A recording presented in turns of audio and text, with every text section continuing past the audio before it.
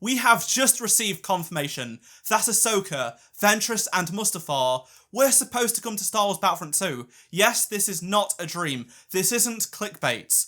The former design director, Dennis Bramwell, that we know and love, has revealed new details about Battlefront 2, Battlefront 3, and the original Battlefront game. In this video, I'm going to be sharing them all with you because you need to know. Make sure you do stick around until the end of the video because you don't want to miss any of this information, even if it is disappointing, especially after the news we got yesterday. I made a video about it. EA shut down DICE's pitch for Battlefront 3.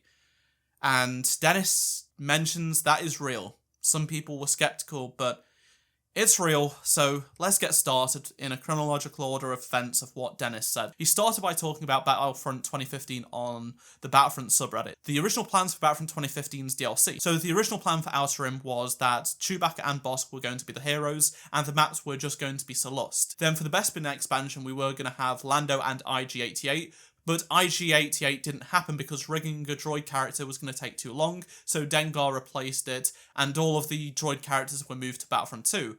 Then the Death Star DLC was supposed to have Obi-Wan and Tarkin. You can't fully remember why they didn't do Tarkin. Maybe it was something to do with the character was going to be showing up in Rogue One later on. They also weren't sure if they were going to be doing the Rogue One DLC, so the backup plan was to have R2-D2 as a full-on hero instead of a game mode objective, replacing Obi-Wan on the Death Star, and then Obi-Wan headlining the Mos Eisley pack for Battlefront 1, likely with Greedo. Since Rogue One did happen, Mos Eisley was instead moved to Battlefront 2. He also finishes off the quote by saying, when he joined Battlefront 2's development, he realised that they weren't doing Obi-Wan, so he flipped. And as you noticed at EA Play, he was quite satisfied with Obi-Wan finally joining the game. So that is very interesting. We could have had a completely different lineup of heroes and maps for the expansions of Battlefront. Next up, Dennis discusses Battlefront 3. So he replied to someone who responded to Tom Henderson's report about Battlefront 3's pitch being shot down. So Dennis said, it was wonderful and heartbreaking. It's taken me quite a while to get over the frustration, but now I look back on my entire stay with fondness and wish everyone nothing but the best. I had some kick-ass ideas for Battlefront 3 though.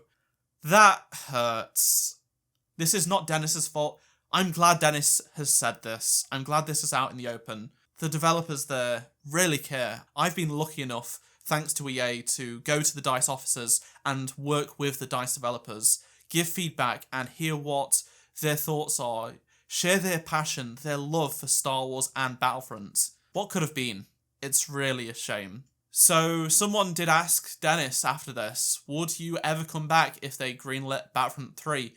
And Dennis said, it would be hard to say no to Star Wars, but a large majority of the people who I worked with and who set the foundations for both those franchises have moved on. He says that Battlefront is a Lucasfilm property now though, so closed doors and open windows, etc. So this isn't saying no, he wouldn't come back if they ever were to do Battlefront 3, but it's up to Lucasfilm more, it sounds like. Maybe Lucasfilm will go to another studio. Lucasfilm probably would want to reuse the Battlefront brand. It's a moneymaker. They should go to another company. Even if it's not going to be the same, I would want DICE to make it. I know they would make it the best out of any developers, but we want another Battlefront. And if Dennis were to work on it, then that's Battlefront 3. So someone told Dennis he really wanted DLC 4 or a DLC pack to be about Mos Eisley or Dagobah. And Dennis actually responded about Dagobah. So he says, Dagobah was off the table for us. It was hard to tell a believable what-if scenario if the Rebels and Empire were fighting on that planet. Plus, Yoda and his origins, of course, are an extremely precious thing for Lucasfilm, as it should be. The Nerd Dojo, who had his comment about Dagobah responded to, goes back to Dennis and says, understandable, can I ask about one more planet? What about Mustafar for Battlefront 2? Same deal? I would have loved to have seen it on modern hardware. All of us would, and Dennis said, there may or may not have been prototypes of Mustafar, Ventress, and Ahsoka for a Clone Wars drop following Scarif. Just let that sink in for a moment, and it probably won't sink in. The next content drop for Scarif was going to be Mustafar, Ventress, and Ahsoka. The characters and planet people wanted. It sucks that support ended when it did. Dennis actually deleted that tweet this morning and responded by saying, I realise this might have made people feel bad, so I'm really, really sorry. Dev teams have all kinds of dreams and plans all the time, hoping that the business side of games will work out, but always aware that it might not. We were fortunate to continue support for as long as we did. I know Dennis probably does feel bad now about this because it's upset the Battlefront community on Twitter and the subreddit and stuff, but listen, I think Dennis did the right choice saying this. At least we know it happened. I know people will be sad, Dennis, but if we didn't know, I feel like it would have been worse. I'm glad this is out in the open, and please don't feel bad because it's not your fault and you did so much for the Battlefront community. We forever will be grateful of the games you created. Some of our favourites, if not our favourite Star Wars game. Like for me, Battlefront 2 is my favourite Star Wars game of all time. Some people will also agree with that. You shouldn't feel bad. It is definitely not the developer's fault, so no one think it is. Lastly, going back to Battlefront 2015, Dennis actually said, "If you're asking me though, I never felt our exploration into our own planet of Salust was worth the effort, especially when we ended up having it look quite like Mustafar anyway.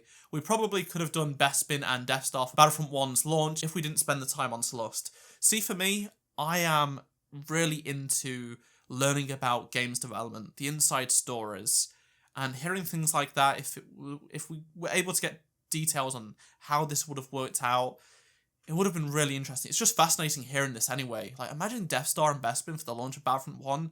I think that would have really changed the course of the narrative surrounding the game, because it was about lack of content, but if you had the Death Star and Bespin instead of Salust, it really would have changed that. It's weird though, because I really like Salust. It had some of the best maps in the game, and it was really cool to see a planet that we haven't seen explored in Star Wars canon much, recreated in a game, and we got to explore it and learn so much about it. And it even came back in Battlefront 2 in this campaign, and I liked that. So I think either way was a good choice, but looking back on hindsight, maybe there was a different choice that could have been better for the game, but everyone looks back with hindsight.